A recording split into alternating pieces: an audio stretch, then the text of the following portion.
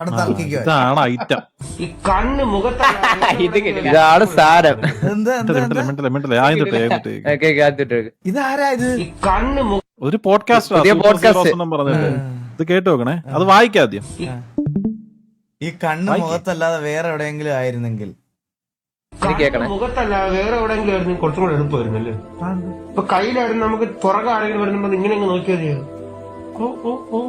മതിലിന്റെ അപ്പുറമൊക്കെ തന്നെ നമുക്ക് ഇങ്ങനെ നോക്കായിരുന്നു. ഇതിപ്പോ കണ്ണ് മുഖത്തായോണ്ട് നമുക്ക് ഇങ്ങനെ എത്തി വരിഞ്ഞൊക്കെ നോക്കേണ്ടി വരും. ഒരു മോശം ഡിസൈനിങ് ആയിരുന്നു നമ്മളെ കണ്ണ്. അത് വല്ലാത്തൊരു ഡിസൈൻ. നമുക്ക് എളുപ്പമായിരുന്നു. ഇപ്പൊ രണ്ട് കയ്യിലും രണ്ട് കണ്ണും എടുത്തു കഴിഞ്ഞാല് ഇങ്ങനെ ഇങ്ങനെയൊക്കെ നോക്കല്ലേ. ഇങ്ങനെ വെച്ചോണ്ട് നടക്കണ്ട, നമ്മൾ ഇങ്ങനെ നോക്കിയാൽ പോയി. ഇങ്ങനെ നോക്കുമ്പോ നമുക്ക് ഇവിടെ കാണാൻ പറ്റും. ഇപ്പൊ നമ്മൾ എവിടെയാണ് ഇത് കാണുന്നത്? തലച്ചോറ് തലേ തന്നെ വേണം. തലച്ചോറ് തലയിലാണ്ടാണ് തലച്ചോറെന്ന് പറയുന്നത്. കയ്യിലായിരുന്നു കൈച്ചോറെന്നല്ലോ. കണ്ണ് കൈ വരുന്ന വേറെ പ്രശ്നം മറിഞ്ഞു വിടാന്നൊരു പറയത്തില്ലേ, കൈ കുത്തി വീണം കണ്ണ് കുത്തി ഇങ്ങനെ. പിന്നെ ഫുഡ് കഴിക്കാൻ ചെറുപ്പാണ് കണ്ണിന് കയ്യിലായതുകൊണ്ട്. പിന്നെ ഈ ബാക്കിയുള്ളവരുടെ ചെകിടത്തൊക്കെ അടിക്കുന്ന നമ്മുടെ കണ്ണു പോകും. നമ്മളെ മുഖത്തടിക്കുന്നവരായിരുന്നു.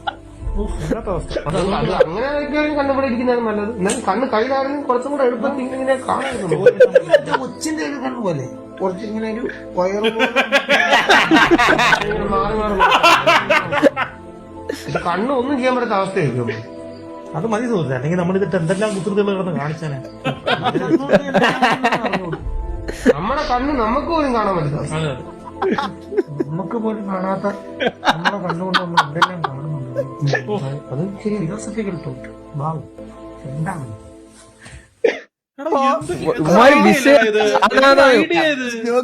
പറഞ്ഞേ? 2 പെഗ് കൊടുത്ത് ഇതിന്റെ മുകളിൽ പറയുമ്പോ ബാംഗ്ലൂരൊക്കെ പഠിച്ചവന്മാരെ ഇവിടെ 2 പെഗ് കൊടുത്തു കഴിഞ്ഞാൽ അമ്മമാര് ഇതിലും മുകളിൽ വലിയ വലിയ കാര്യങ്ങൾ ഇന്റർനാഷണൽ കാര്യങ്ങളൊക്കെ ഡിസ്കസ് ചെയ്യും. അയ്യോ, എങ്ങനെ അങ്ങനെ ചിന്തിക്കാൻ പറ്റുള്ളേ?